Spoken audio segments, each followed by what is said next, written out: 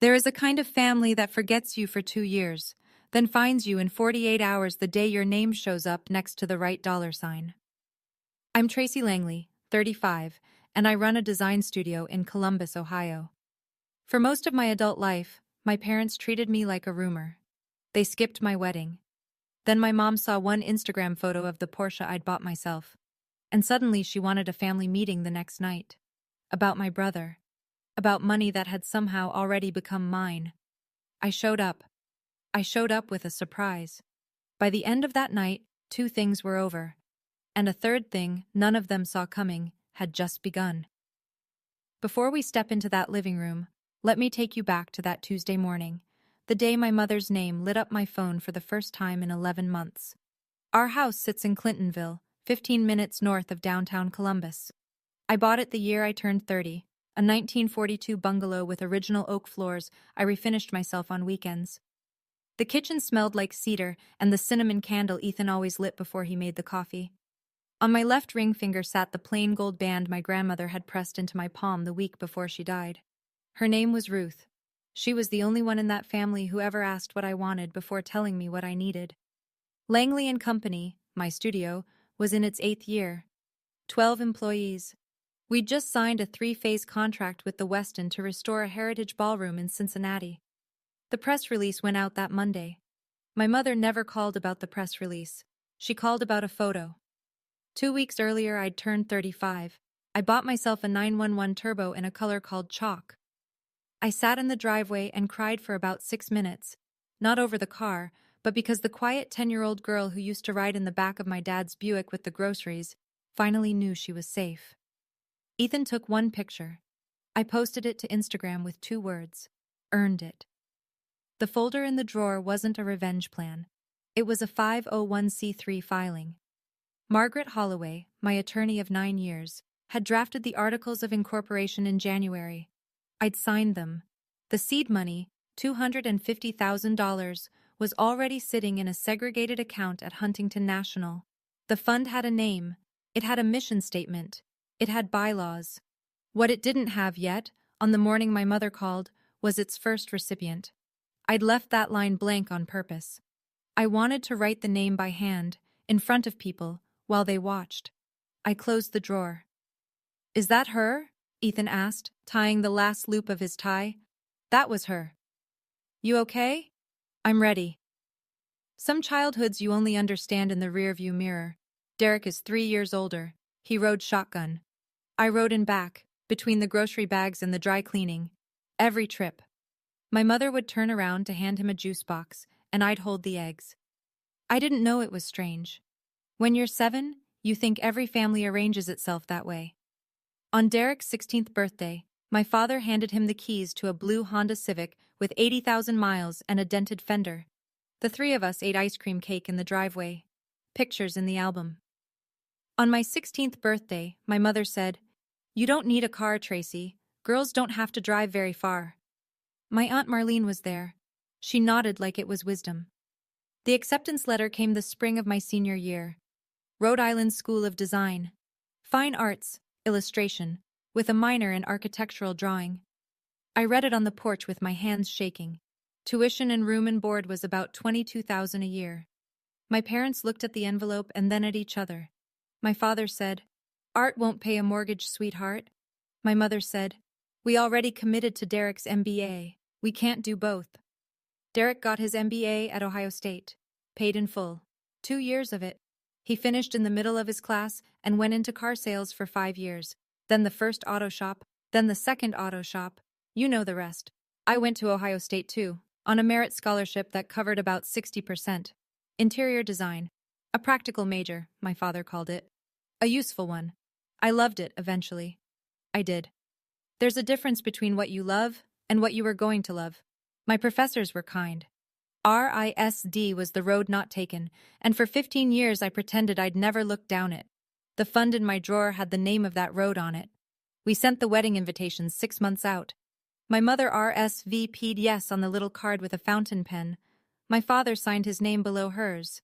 Derek and his wife Heather signed the same card. I kept all 4 cards in a drawer like a kid keeps report cards. 2 weeks before the ceremony, My phone buzzed during a client walkthrough, a text from my mother. Honey, the date conflicts with the baptism for Derek's baby. Little Mason, you understand. I stepped outside the house on Wyandotte Avenue and sat on the bumper of my car.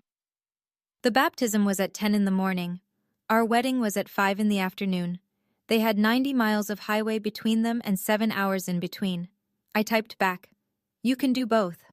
I already checked the drive time. 3 dots. Then nothing. Then nothing for 14 days.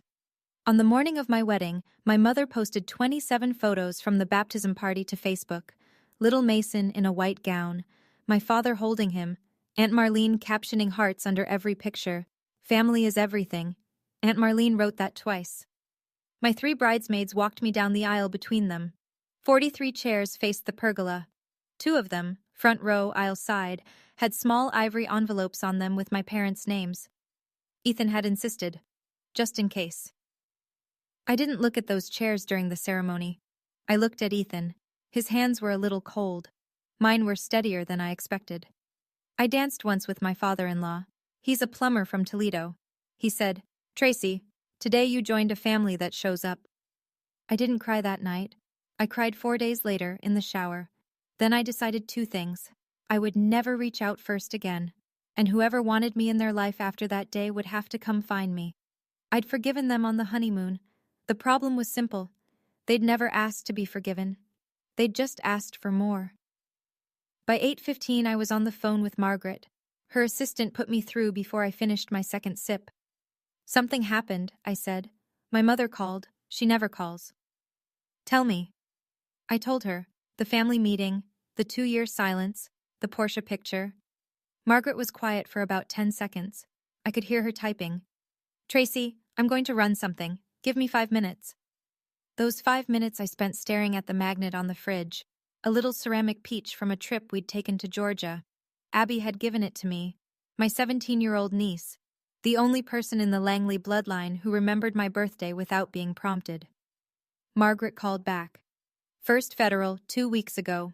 180, co-signed by your father and Derek. There's a note in the loan officer's file. Handwritten. It says additional family signer likely. Parenthesis, T. Langley." He offered me up without asking me. He hinted. They interpreted. It's not legally binding, but the loan officer is Harold Kramer, plays golf with your dad at Marion Country Club. I sat down on the kitchen stool. Ethan handed me fresh coffee without saying a word. "Margaret, if I say no, they'll tell the whole town I abandoned my brother. That's socially expensive, not legally expensive. 2 different checkbooks. And if I say yes? Then you're the family ATM for as long as Derek can't pay a bill, which is probably forever." I watched the steam off the mug. 11 years I'd built a business without asking my father for $1. 2 weeks ago, he'd sold my name to a country club friend for 80 cents on the dollar. "I'm going to the meeting," I said. "You sure?" "If I don't go, I never really leave." Margaret exhaled. "Then I'm coming too, in a suit." My grandmother was my mother's mother. Her name was Ruth Ann Langley. Technically, she was a Dunbar, but she went back to her maiden name after her husband died in 1991 and never changed it back. She lived in a small brick house in Mansfield with a porch swing and a garden of marigolds the color of school buses. The summer I was 12, she pulled me into her sewing room and pushed a brown envelope across the quilting table. "You keep this, Tracy. Don't show your mother." I opened it. Inside was a black and white photograph of a young woman in a paint-stained smock, standing in front of a half-finished watercolor of a barn. She was smiling at someone off camera. She looked about 19. "Is that you, Grandma?" "That was me. I wanted to go to art school in Cleveland. My father said a girl doesn't need a diploma to iron shirts. I married your grandfather 6 weeks later." She tapped my hand. "Don't you be me, Tracy. And don't let anyone in this family make you be me." She died when I was 24. Her will left me $52,000 in a Vanguard account nobody else knew existed. She'd put $50 a month into it for 41 years. That was the seed money for Langley and Company. My mother doesn't know where I got the startup capital. She assumed Ethan's parents, which is funny because I didn't meet Ethan until I was 31. The folder on my desk that morning had the fund's legal name on the cover. The Ruth Langley Arts Fellowship. I opened the drawer below it, reached past the bank records, took out the small envelope my grandmother had given me 23 years earlier, slid it into the folder, zipped the folder closed. Some things, she'd said once, only become real once you put them on paper. Tomorrow night I was bringing the paper. Derek texted me Monday night. Lunch tomorrow, McAllister's. Before the meeting, just us. I almost said no. Then I thought, let him show me his opening. He walked in 10 minutes late. He looked thinner, stubble. His jacket was the same North Face he'd had since 2018. Hey, you look good. Thanks, you too. We ordered. Chopped salad for me, French dip for him. Derek leaned forward. That Porsche is nice. Thank you. How much was it? Enough. Tracy, I'm in a corner. I know. 180. I need you in for half. I haven't agreed to anything. Mom told the bank you would. Mom doesn't sign my name. He set his sandwich down. You want me to lose the house? I want you to get a job. I'm looking. Since when? He didn't answer. The server came by with iced tea refills. He stared at the table. Tracy, I'm your brother. I know what I am to you. I'm asking what you are to me. He looked up, confused, like I'd spoken Russian. I'm your brother. That's the title, not the job. He slid his chair back. Forget it. We'll talk tomorrow. Derek. He stopped at the door. I paid our bill. Last time I'll do that. He didn't turn around. The door jingled. I sat there another 10 minutes, finished my tea, paid both meals. $32 in change, tipped 25% because our server was college age and looked tired. In the parking lot I called Ethan. He's playing the house card. Of course he is. He thinks Mom closes it tonight. She might try. Let her try. I drove back to the studio and finished a Weston mood board. The curtains would be raw silk, Dupioni. I specified the swatch twice. Small things matter when big things are circling. That afternoon, Ethan drove to Target for paper towels and dog food. We have a golden retriever named Biscuit. He'd been out of kibble for 3 days. Ethan was looking at bath mats when he heard a voice he recognized but couldn't quite place. A woman around 60, short gray hair, patterned sweater. She was on her phone in the aisle, talking loud enough that the kids' stocking shelves winced. Diane, I know. She's always been headstrong. No, I'll be there. I'll sit between you and Patricia. We'll talk sense into her before she leaves. Ethan pretended to read a Brita filter box. The thing is, Diane, she has the money. She does. The whole town sees that car. She just needs to remember what family means. Yes, I know. Ethan recognized the sweater. He'd seen it in a Facebook photo my mother had sent him as an olive branch 3 months into our engagement. Aunt Marlene Holbrook, my mother's older sister. He didn't say anything. He bought the dog food. He drove home. He waited until I was chopping peppers for stir-fry to tell me. Your Aunt Marlene is in on it.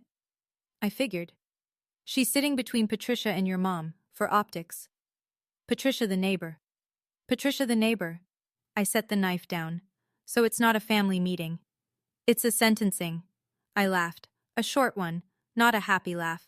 The kind you laugh when you realize the script you've been given has been rehearsed by everyone except you. I picked up my phone. Margaret, can you come with me tomorrow night?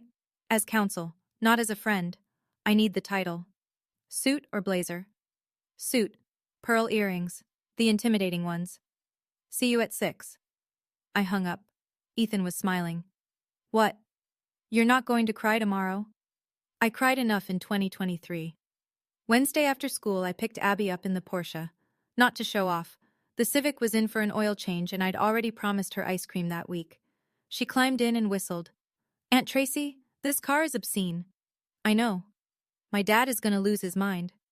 Probably. We drove to Grader's on High Street. She got the black raspberry chip. I got the butter pecan. We sat on the bench out front. 63 degrees, a little wind. Can I ask you something? She said. Always. She reached into her backpack, pulled out a white envelope with a logo on the corner, Savannah College of Art and Design. I got in. I set my ice cream down, hugged her, hard. Abby, that's huge. Dad said they can't afford it. What did he say exactly? He said I should do 2 years at Marion Tech and transfer. He said art school is a money pit. I breathed out slowly. What did you say? I didn't say anything. I just went to my room. Show me your portfolio. She pulled out a spiral-bound book.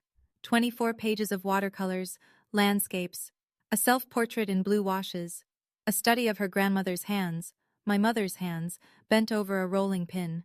She was 17 and she was already good, better than good. I took a picture of the self-portrait with my phone. Did anyone ever tell you about Grandma Ruth? Who's Grandma Ruth? Nobody had told her. Nobody had told this kid about the woman whose hands she'd inherited. Abby, tomorrow night, your grandparents' house, 8 o'clock. Wear the navy sweater I bought you. Bring the portfolio. Bring the acceptance letter. Why? I can't tell you yet, but I promise it's good. Will you trust me? She licked her spoon, looked at me a long second. I've trusted you since I was 8. Good girl. Thursday morning, Margaret and I met in the conference room of her office on Gay Street. Floor-to-ceiling windows, bad coffee, good leather chairs. She laid 6 documents across the walnut table. Articles of incorporation, the 501c3 determination letter from the IRS bylaws, seed funding agreement, the first recipient letter on cream-colored stock, the fund seal in a small cardboard box, resting on cotton batting. Tracy, last chance. You can still do this quietly. No. You can name someone else as recipient. Abby doesn't have to go public. Her mother signed the release. Abby signed it. They both want her name on it. You sure about tomorrow night? I'm sure. She slid a gold fountain pen across the table. Then sign, and I'll witness, and we'll have something to put on the coffee table. I signed 5 pages. She stamped the seal on 3 of them. The 6th was the acceptance letter. I left the recipient line blank. I'll fill that in at the meeting. Margaret nodded. She closed her leather folio, tapped the top of it twice. You know what I like about this plan? Tell me. It's not a weapon. It's a door. Nobody argues with a door. They can argue with how it was built, but they can't argue that it's there. I looked at the stack. $250,000, reorganized from my personal reserves into a nonprofit that would outlive all of us. The fund had a board. Myself, Ethan, 2 working artists, one from Cleveland, one from Bloomington. Margaret as legal advisor. The advisory council met twice a year. The recipient pool would grow. Year 1, 1 girl. By year 3, if the projections held, 10. Tomorrow night, I said, there's going to be a moment where everyone in that room is looking at me. I'm going to hand this letter to Abby, in front of all of them. Margaret smiled. A small one. That's the door opening. That night at 11:23, my phone lit up. The group thread, Langley family, 14 members. I'd muted it in 2023. Derek wrote, Great news, everyone. Tracy has agreed to help us with $250,000 for the loan. Mom locked it in. Family meeting tomorrow is just formalities. Thanks to everyone who helped get her there. Love you guys. 3 emoji. A praying hands. A heart. A red bow. I had agreed to nothing. I had said nothing. Within 10 minutes, 7 people liked it. Aunt Marlene, our girl came through. Proud of you, Tracy. Uncle Ken, atta girl. That's a Langley. Cousin Deb, knew you would. You're the best of us. Patricia Nolan, how she'd ended up in a family group chat I still don't know. Hugs to the whole family. Ethan walked up behind me, read over my shoulder. He's trying to lock you in by tomorrow, he said. I know. You want to respond? No. Then it becomes an argument. Let it sit. I took 5 screenshots. Not for court, not for anyone. For myself. So that later, when some part of me softened, I could look at these words and remember that my brother had announced my generosity 48 hours before I'd even been asked. I put the phone face down. Ethan pulled me into him.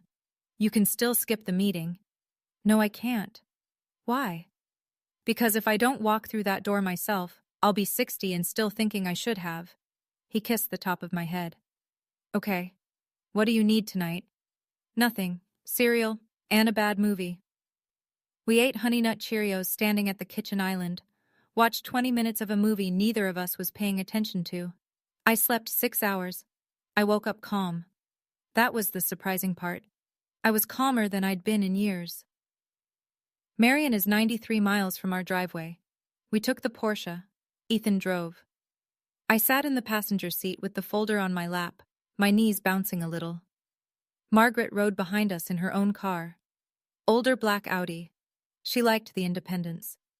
We parked at the curb at 7:43, under the streetlight, so that anyone glancing out the front window would see the car. The house hadn't changed in 30 years. Beige vinyl siding, a wreath on the door that rotated by season. Right now it was sunflowers, even though it was April. My mother had never been seasonal. Inside, 11 people were already arranged on the furniture. I counted as we entered. My father in the leather recliner, my mother on one end of the sofa, Aunt Marlene next to her, Uncle Ken in the wingback, Patricia Nolan in the other wingback. Two of my cousins, Dan and Kyle, on dining chairs dragged in from the other room. Derek on the love seat, his ex-wife Heather seated beside him, holding a purse on her lap like armor. There was one open armchair, mine. No chair for Ethan, no chair for Margaret. My mother stood up. "Oh, you brought company. This is my husband Ethan. This is Margaret Holloway, my attorney." Aunt Marlene's mouth opened, closed. My father said, "Tracy, this is family business. Ethan is family, Margaret is here as counsel. We didn't ask for a lawyer. I brought one anyway." The room was quiet. My mother pointed to the armchair. I sat on a hard dining chair, straighter. Margaret dragged in a third from the dining room for herself. Ethan stood behind me, a hand on the back of my chair. The cinnamon candle on the mantel was lit. I hadn't smelled that scent in 2 years. I opened the folder, set it on the coffee table, closed, title face up. Nobody looked at it yet. Aunt Marlene cleared her throat, adjusted her necklace. "Tracy, you've done well." "Thank you, Aunt Marlene. But blood is blood." "I agree.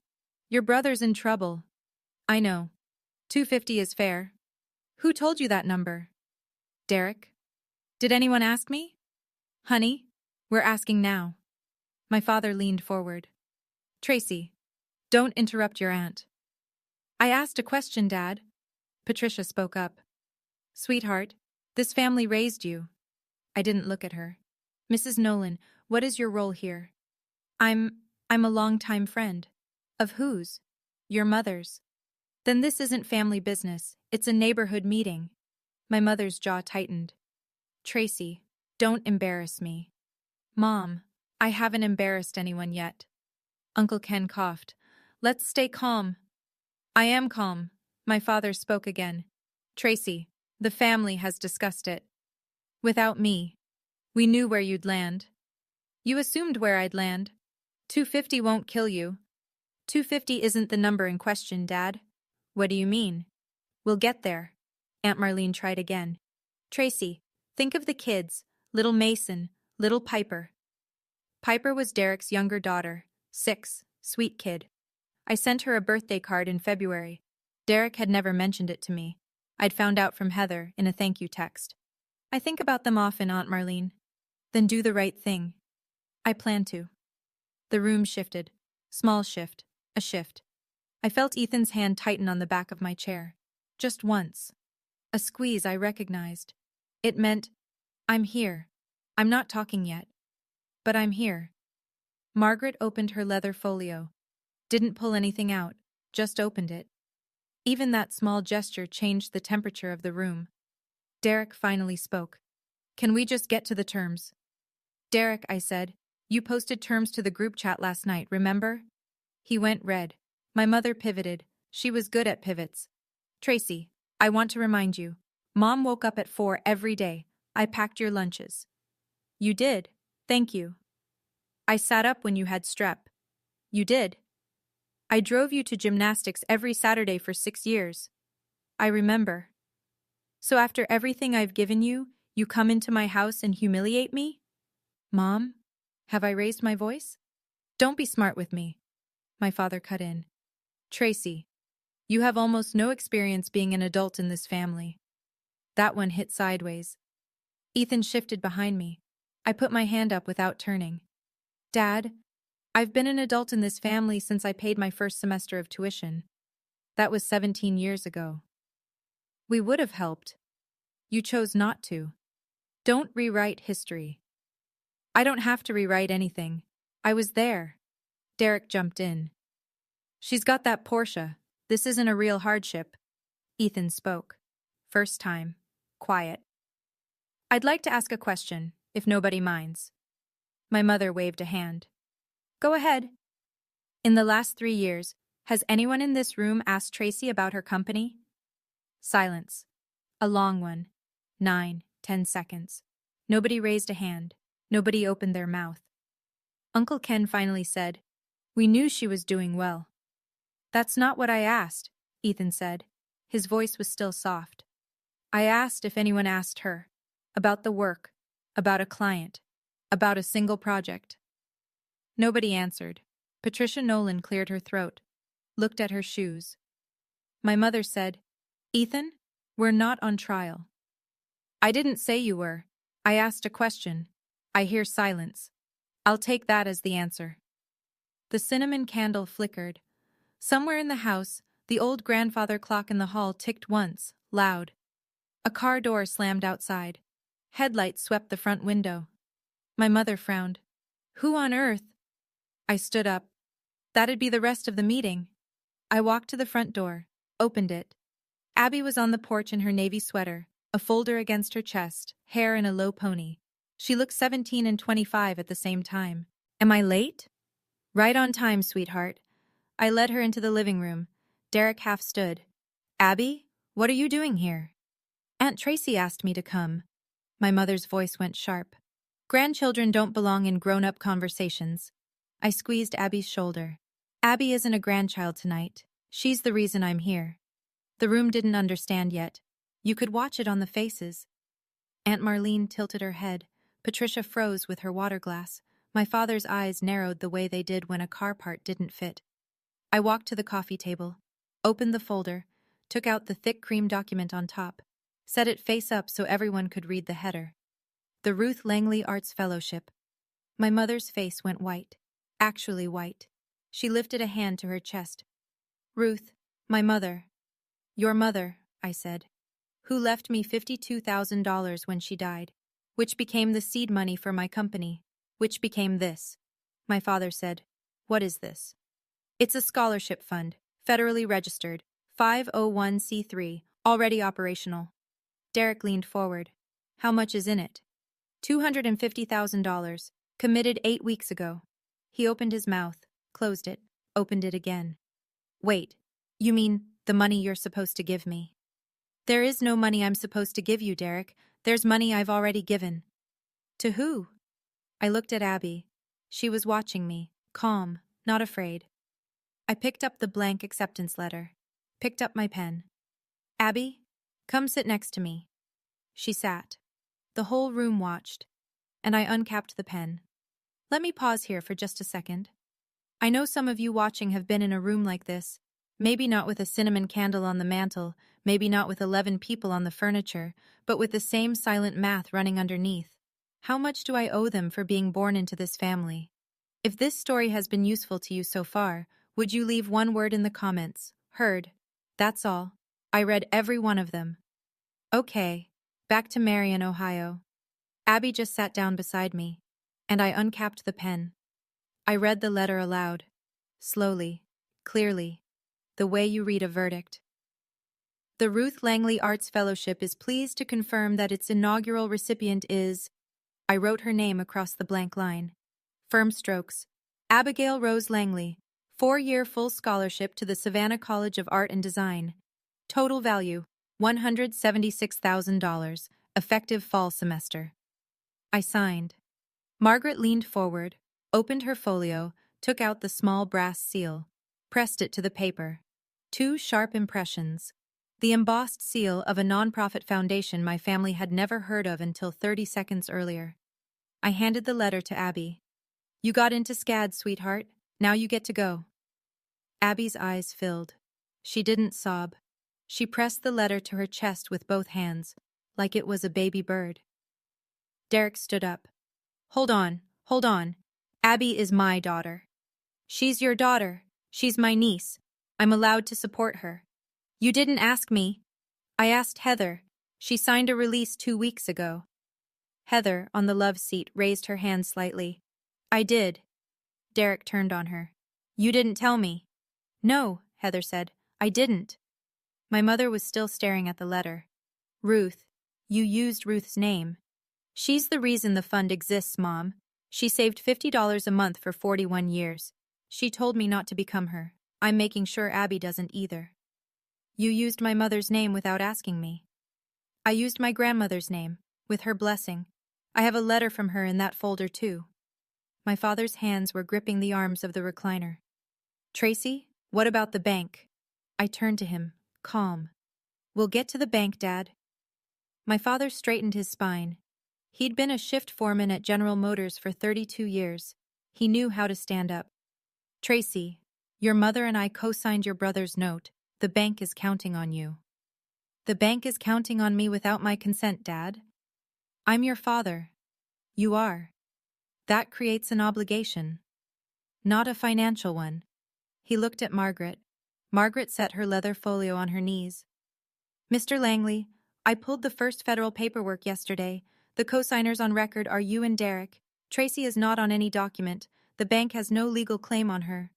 Harold Kramer said what you suggested he say. That's a handshake, not a lien. I've known Harold since 1979. Then Harold owes you a favor. He doesn't owe Tracy one. My father sat back, didn't have a next line. Derek tried. Tracy, you can't leave me like this. I'm not leaving you, Derek. Feels like it. I turned toward him, straight on. No edge in my voice. Columbus runs a program called Small Business Reset. 12 weeks. It pairs you with a mentor, teaches you cash flow, and ends with a $12,000 startup grant if you finish. Applications open Monday. I emailed the director this afternoon. She knows your name. I don't need a class. I need cash. I know. I'm not giving you cash. I'm opening a door. That's not the same. No. It's better. Derek made a sound halfway between a laugh and a curse. He ran his hand over his face. My mother was crying now. Not heartbreak tears, furious ones, the kind that come out sideways when the script has been ripped up. Tracy, how dare you? Mom, how dare you? Ethan quietly pulled a tissue from the side table, held it out to her. My mother ignored the tissue. She stood up. Tracy, you are doing this to me in front of everyone? In front of your aunt? In front of Patricia? Mom, you invited Patricia. You are not my daughter. The room stopped. Uncle Ken actually flinched. Aunt Marlene said, Diane, sit down. I didn't stand. I didn't raise my voice. I looked at my mother across the coffee table and I said, Mom, I'm your daughter. You can't unbirth me. What you can choose is what conditions you want that daughter to exist under. I gave you life. You did. And this is how you repay me. I'm not repaying you. I'm not alone. Ethan spoke. Quiet. Mrs. Langley, we didn't come here to cut anyone off. We came to open a different door. Tracy can tell you what that door is, if you'd like to sit back down and hear it. Aunt Marlene tugged on my mother's sleeve. Diane, sit, please. My mother didn't sit. She walked to the window, looked out at the Porsche under the streetlight. Abby, small voice, clear. Grandma, I'm sorry, but I'm taking this scholarship. I earned it. My mother didn't turn around. Her shoulders shook once, then stopped. Patricia Nolan reached for her purse. Maybe you should, I said. Not unkindly. She gathered her things, let herself out. The door clicked softly. Uncle Ken stood too. Ken, said Aunt Marlene, sit down. He sat. Derek was looking at Abby, actually looking at her, like he was seeing her for the first time since she'd walked in. Ab, you really got in? I really got in, Dad. Since when do you paint? She almost smiled. Since I was 9, Dad. He didn't say anything else. My father stared at his hands. I stood up, smoothed my skirt, handed Abby the letter to hold, picked up the folder. I'd like to say one more thing before we go. The room, for once, gave me the floor. I didn't come here to hand out favors. I came here to put things in their right place. My money is not a family resource. It never was. It isn't becoming one tonight. My niece deserves to be seen. Tonight she is. My brother deserves to be helped, correctly. There's a path on the table for that. And I deserve to be a guest at my own wedding. That ship has sailed. I'm not asking for it back. Derek looked up. Tracy. Not tonight, Derek. Maybe over coffee next week. I looked at Abby. Sweetheart, would you like to ride back to Columbus with us? Your mom knows. You can stay with us through Sunday. Abby nodded. Stood. Looked at her father. Dad, I'll call you tomorrow. Derek said hoarsely. Okay. Okay, kiddo. My mother still hadn't turned from the window. Mom, when you're ready to talk without terms, you have my number. I'll always answer. I walked to her, stopped 6 feet away, didn't reach. I love you. That part hasn't changed. What's changed is what I'll do about it. She didn't speak. I walked to the door. Ethan took Abby's backpack.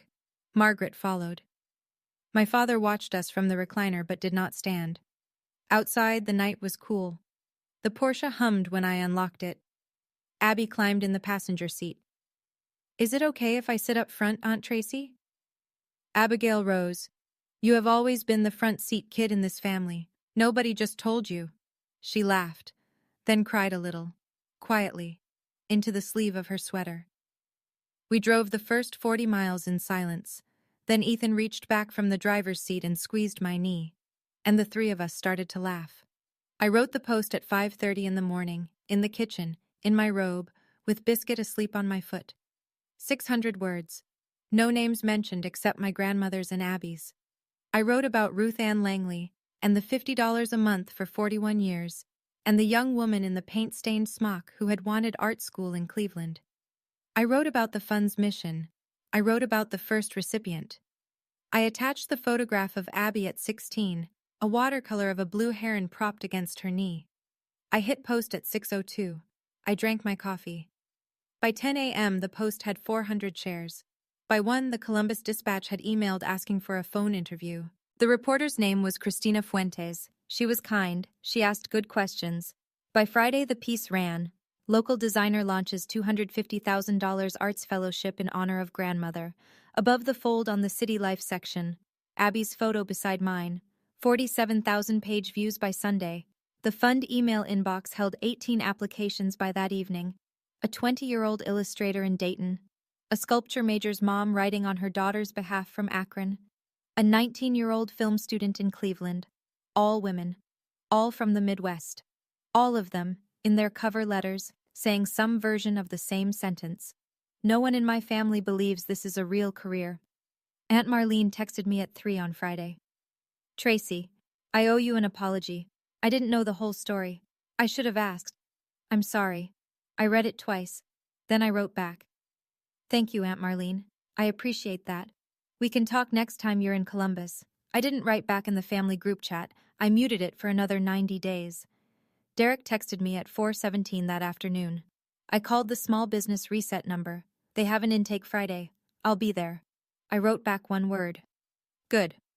We met at a cafe on 3rd Avenue. He was already there when I walked in. Black coffee, no sandwich.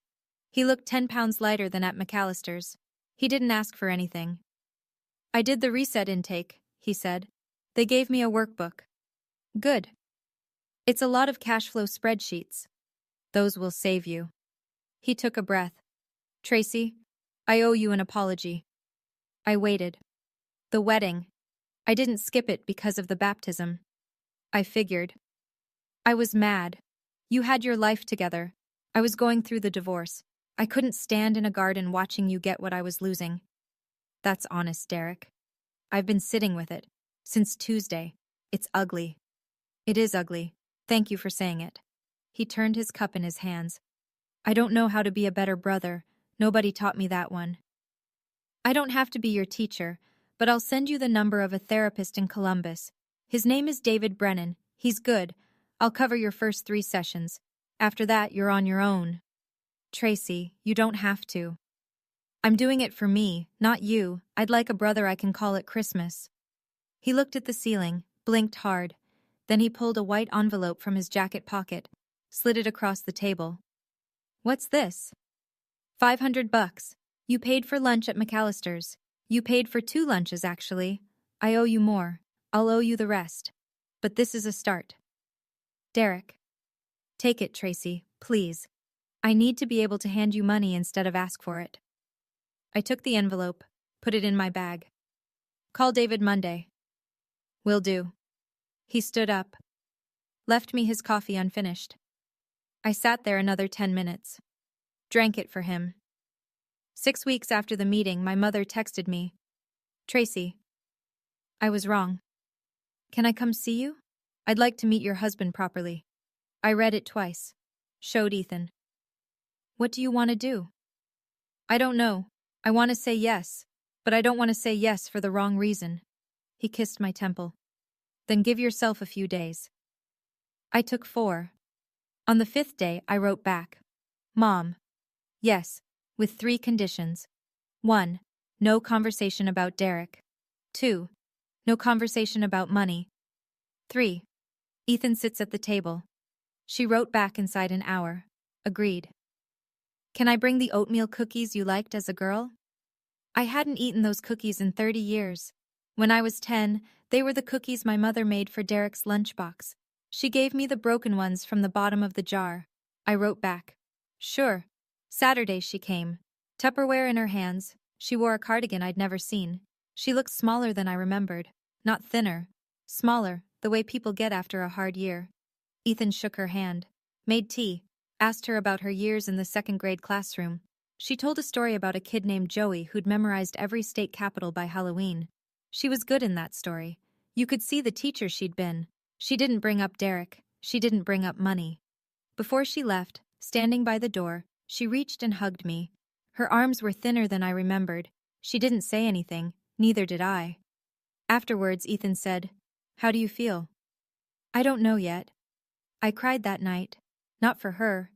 For my grandmother Ruth, who had waited 30 years for a door that swung open once and only once, and who had never gotten to walk through it. I didn't tell my mother about the tears. Some things don't belong in the same room yet. Abby moved to Savannah in late August. I drove her down in the Porsche, Ethan in the passenger seat, her art supplies filling every inch of the back. 900 miles. We stopped for peach ice cream in Georgia. Biscuit came too. Biscuit slept the whole way. Her dorm was a renovated 1920s warehouse 3 blocks from the river. I cried a little on the way home. Not sad tears, the other kind. First semester she carried 20 credit hours, color theory, drawing fundamentals, figure, watercolor intensive, and a seminar on American craft. She called me on Sundays. Finals week she emailed me her grades, 4 A's and 1 A-. The A- was figure drawing. Her professor had told her she drew women too softly. She'd argued back. I drew them the way I was raised to see them, she told me on the phone. I'm unlearning it. In October, her watercolor instructor, a woman named Cassandra Thibault, emailed me directly. She'd looked up the fund after seeing Abby's financial aid paperwork. She wanted to know if we'd consider applications from SCAD transfers from outside the Midwest. She wanted to send the link to her colleagues. I said yes. By December, we'd had 3 corporate matching donations: Columbus Design Guild, $50,000, a woman-owned brewery in Cleveland, $30,000, a small foundation based in Louisville, $40,000. The fund had grown to $370,000. Abby sent me her first assigned painting at SCAD. A watercolor self-portrait, but she'd set it up as a double exposure. Her own face overlaid with a black and white photograph of a woman in a paint-stained smock, standing before a half-finished watercolor of a barn. She'd captioned the package. 3 words. Grandma Ruth, me. I hung it in my office at Langley & Company. Clients asked about it. I told them the story. Most of them cried a little too. I kept a box of tissues next to the painting. It was used more often than I expected. 6 months after the meeting, Derek opened a new garage. It was on the west side of Marion.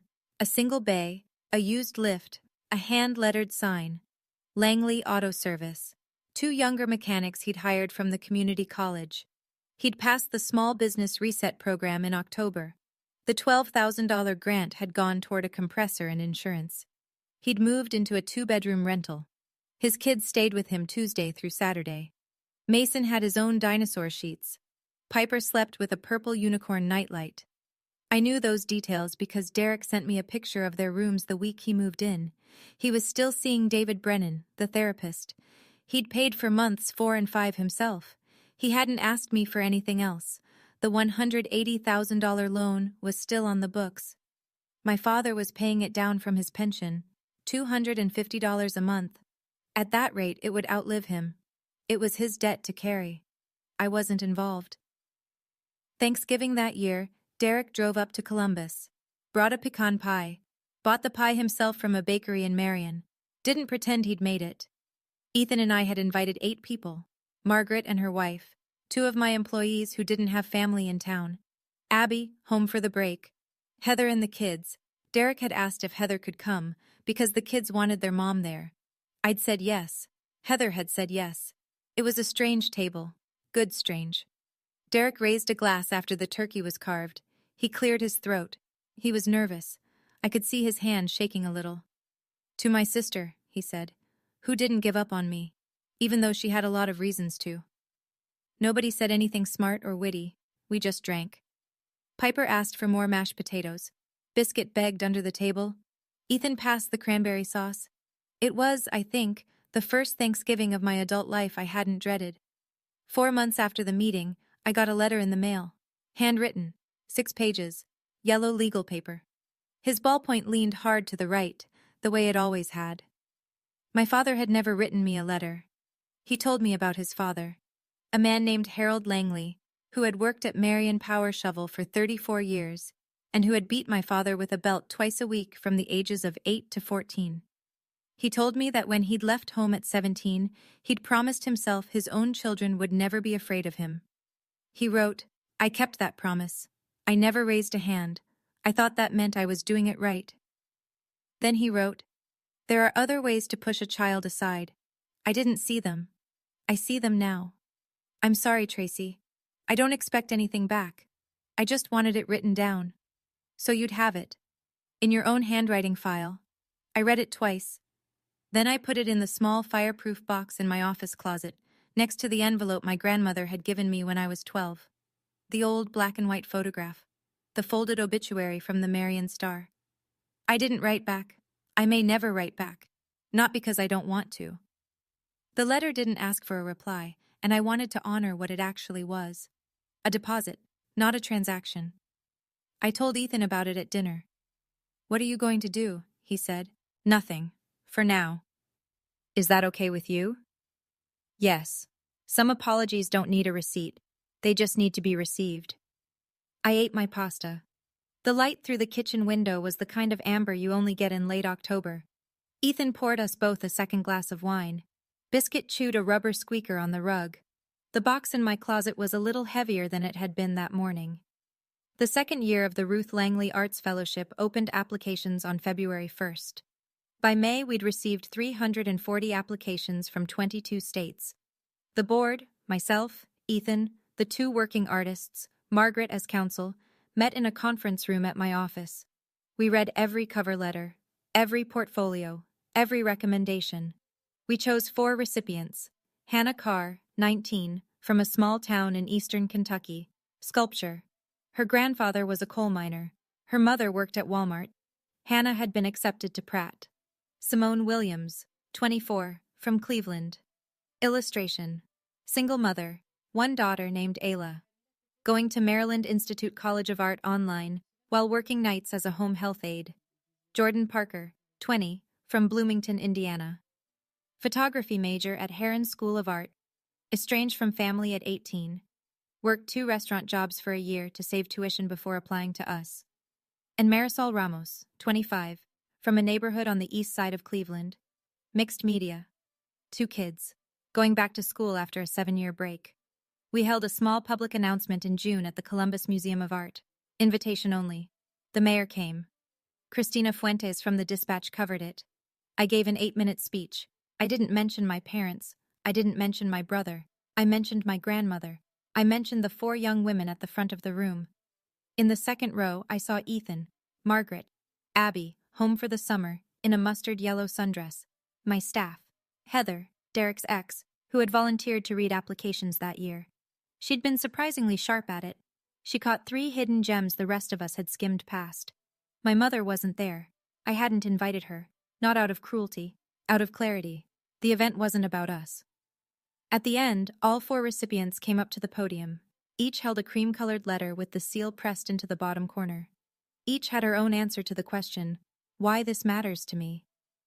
The room clapped for a long time. One evening in July, I got an Instagram message from a 19-year-old I didn't know. Her handle was @MadisonSketches. Her profile picture was a cartoon of a girl holding a paintbrush. Her bio said, Minneapolis, Art Institute. Hopefully, the message said. Hi, Ms. Langley. You don't know me. I applied for your fellowship and didn't get it. It's fine. The 4 who did are incredible. I just wanted to say thank you anyway. My mom read your LinkedIn post out loud to me in April. She was trying to argue that art school was a waste. By the end of your post, she was crying.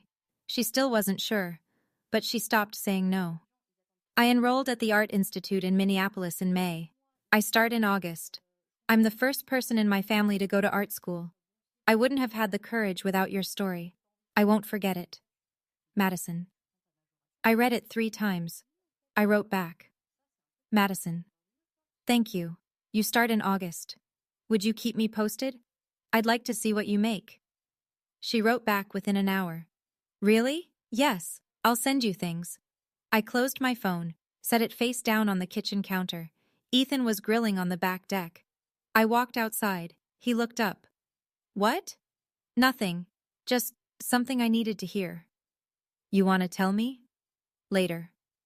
I sat on the deck with a glass of white wine and watched him flip the chicken. Biscuit lay at my feet. A neighbor down the street had just started teaching his kid to ride a bike. You could hear the kid laughing. I had started this fun to change my own life. Setting it up, I hadn't known it would ripple out to a girl in Minneapolis I would never meet. That's the part nobody tells you. You set something up to save yourself. Then it saves other people too. For our 2-year anniversary, we didn't redo the wedding. We had 12 people in the backyard. Abby, Heather, Derek, Mason and Piper, who took turns with Biscuit on the lawn, Margaret and her wife Jo, 2 of my employees, Rachel and Dev. The 2 scholarship recipients who'd made it from out of town, Hannah and Simone. Ethan's parents. My parents weren't there. I hadn't invited them. It wasn't punishment. It was pacing. My mother and I were working on something slow. She came up for lunch once a month. We hadn't yet gotten to the part where she would see the life I'd built, up close, with its people in it. I wasn't going to rush it. Ethan's father said grace. We ate pulled pork and 3 kinds of salad. Derek grilled. He'd gotten better. After the toast round, Derek stood up last. He had a glass of water. He hadn't had a drink since October. I want to say something, he said, voice already a little rough. To my sister, who didn't give up on me, who also didn't let me off the hook. I don't know which one saved me more. Probably both. Abby raised her lemonade. To Aunt Tracy, who saw me before anyone else did. Margaret stood. To Tracy, who writes doors, not weapons. Ethan stood. To my wife, who I didn't have to rescue. She walked up the aisle by herself the first time. I've been lucky ever since. I cried, laughed, waved them off. Piper climbed into my lap. Mason fed Biscuit a rib bone we had to fish out of his mouth. The string lights flickered on as the sun went down. The neighbor on the other side of the fence was out on his porch. He waved. This was the wedding my parents had missed. They hadn't missed a wedding. They'd missed this. I forgave them for it quietly that night. I didn't tell them yet. That Sunday I sat at my desk in the office upstairs. Took out a plain sheet of paper. Wrote the following. The Langley Rules. Revision 1. 1. I do not loan or gift money to blood family. I offer opportunity, training, referrals, therapy. 2. I do not attend family meetings that have been staged to judge me. 3. I return to Marion only when I am invited kindly, not summoned.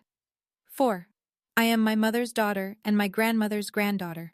Those 2 things do not cancel each other out. 5. I do not apologize for success. I also do not display it to prove a point. I pinned the page to the corkboard above my filing cabinet. Ethan came in with 2 mugs of tea. He read the list, took a sip, took the pen out of the mug where I kept my pens, added a 6th line in his own handwriting. 6. I am allowed to revise this list. I laughed. He kissed me. What made you write it? Fear that I'll forget. You won't forget. You lived it. I've lived plenty of things I've forgotten. The lessons go first. The pain stays. Fair enough. He sat on the chair by the window. I pinned a second note beside the first. A quote I'd read once and couldn't shake. It was from a woman I'd never met, a labor organizer from the 1930s. Don't ask for the kindness. Build the building that makes kindness possible. That's a good one, Ethan said. I'm going to read it every Monday, for about a year, until I believe it without having to read it. Biscuit trotted in, settled on the rug between us. The sun came through the west window at the angle it only gets in September. Low, gold, soft on the wood floors I'd refinished myself. I didn't feel triumphant. I didn't feel vindicated. I felt settled, like a house whose foundation had finally stopped shifting under my feet. A year after the meeting, I drove down to Savannah to pick Abby up for summer break. Ethan had a conference in Boston. I went alone. Just me and Biscuit and the Porsche and 900 miles. Abby packed her dorm into the back. It smelled like turpentine and lavender soap. She climbed in the passenger seat. She was 5'10" now and twice as confident as she'd been at 17. We hit I-75 north of Macon. The sun was lowering. She'd been quiet for about 30 miles. Aunt Tracy, can I ask you something? Sure. When I'm a real artist, in 15 years, what do you want me to remember? I thought about it for about 2 miles. 2 things. Ready? Ready. 1. Your name on that letter wasn't luck. You earned it. There was also a woman named Ruth, 70 years ago, who didn't earn her own ticket because nobody handed her one. Remember that you're carrying her ticket too. Okay. 2. If someone in our family gets sick one day and you can help, you help. That's what family does when it's healthy. But you do not owe anyone in that family your life. Your life is yours, not collateral, not interest, not insurance. Got it. She was quiet for a long minute. Then, are you sorry? About any of it? I'm sorry Grandma Ruth didn't see it. That's the part that hurts. I'm also sorry I waited 15 years to speak up. Silence isn't loyalty. Silence is permission. Abby nodded. She looked out the window. The sun was on her face. She had her sketchbook open in her lap. She was drawing the dashboard of the Porsche and the edge of my hand on the wheel. We rolled through the Georgia pines. Biscuit snored in the back seat. Fleetwood Mac came on the radio. Landslide. Stevie Nicks in the dashboard. Abby closed her eyes and sang along, quietly. She knew every word. I didn't sing. I drove. Real family is people who don't ask you to prove it. Anyone who makes you prove it, they're not family, no matter what the last name on the mailbox says. The highway stretched ahead. The sun dipped. Abby reached across the console, still humming, and rested her hand on top of mine on the gear shift. I drove us home. I'll stop the story there. I know many of you watching have a version of this. Maybe you're 35, maybe 52, and still learning how to set a line with people you love. 2 questions. Pick one. Answer in the comments with 1 word. Have you already set the boundary? Done. Are you still finding the courage? Soon. Just 1 word. I read every single one. If you want to hear how Abby's second year at SCAD turned out, I linked that video in the description below. Wishing you a week where you set 1 small boundary, and next week, a slightly bigger one.